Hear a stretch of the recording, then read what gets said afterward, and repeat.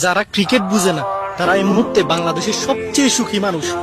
মানে তাদের কোনো দুঃখ নাই, কোনো ডিপ্রেশন নাই তাদের। হ্যাঁ, তো আগামী প্রজন্মে যারা আসছ, যারা এই ভিডিও দেখতেছস, যারা পাবজি ফ্রি ফায়ার এগুলা লই ফরি থাকস, তাদের উদ্দেশ্যে বলি রেগুলার লই ফরি থাক।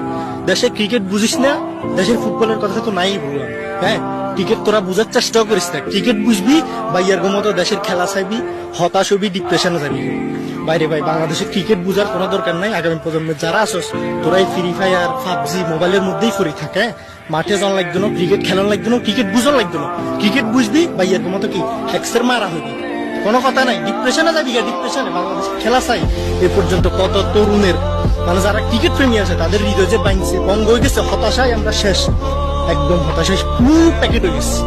তো যাই হোক, আগামী প্রজন্মের পোলাপাইন, আমাদের পরের জেনারেশন, তোরা ক্রিকেট বুঝিস না, ক্রিকেট খেলিস না, এই ফ্রি ফায়ার পাবজি ফ্রি থাক, ঠিক আছে? ওকে।